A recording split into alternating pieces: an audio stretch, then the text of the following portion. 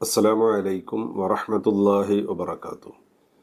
بسم الله الرحمن الرحيم. الحمد لله رب العالمين والصلاة والسلام على أشرف المخلوقين وعلى آله وصحبه الفائزين أما بعد. Wisdom ഹദീസ് class 3079. ഇന്നത്തെ ഹദീസിൽ പരാമർശിക്കുന്നത് സുരക്ഷിതമായ വഴി തിരഞ്ഞെടുക്കുക എന്നതാണ്.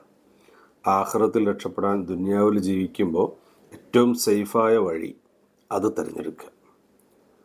ബഹുമാനപ്പെട്ട ഇമാം തുർമുദി റളിയല്ലാഹു തആല അൻഹു റിപ്പോർട്ട് ചെയ്യുന്ന ഹദീസ്, അനസ് ബിൻ മാലിക് റളിയല്ലാഹു തആല അൻഹുവിൽ നിന്ന് നിവേദനം. അവിടുന്ന് പറഞ്ഞു, ഖാല റസൂലുള്ളാഹി സ്വല്ലല്ലാഹു അലൈഹി വസല്ലം, നബി സ്വല്ലല്ലാഹു അലൈഹി വസല്ലമ തങ്ങൾ പറഞ്ഞിരിക്കുന്നു, മൻ ഖറജ ഫീ തലബിൽ ഇൽം, ഒരാൾ ഇൽമ് തേടുന്ന വഴിയിൽ പുറപ്പെട്ടാൽ, ഒരാൾ ഇൽമ് അന്വേഷിച്ച് പുറപ്പെട്ടാൽ, ഫഹുവ ഫീ സബീലില്ലാഹ്, അവൻ അള്ളാഹുവിൻ്റെ മാർഗത്തിലാണ്, അള്ളാഹുവിൻ്റെ വഴിയിലാണ്, ഹത്ത യർജിഅ, അതിൽ നിന്ന് തിരിച്ചു മടങ്ങി വരുന്നത് വരെ.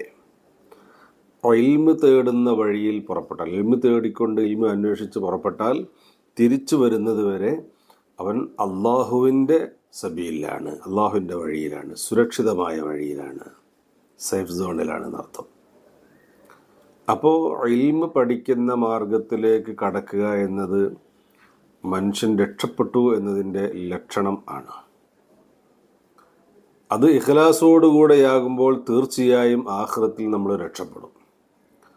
ഇൽമിന് വേണ്ടി പുറപ്പെടുക, അത് ദൂരേക്ക് പോവുകയാണെങ്കിലും അടുത്തിരുന്ന ഇൽമിൻ്റെ വഴിയിലേക്ക് കടക്കലാണെങ്കിലും സുരക്ഷിതമായ വഴിയാണ്.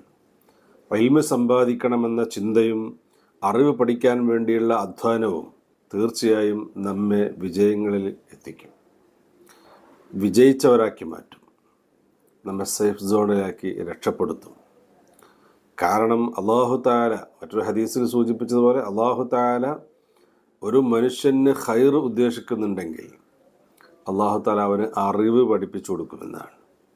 അതുകൊണ്ട് അറിവ് സമ്പാദിക്കാൻ ഏതൊക്കെ വഴിയുണ്ടോ ആ വഴിയൊക്കെ നമ്മൾ തിരഞ്ഞെടുക്കണം.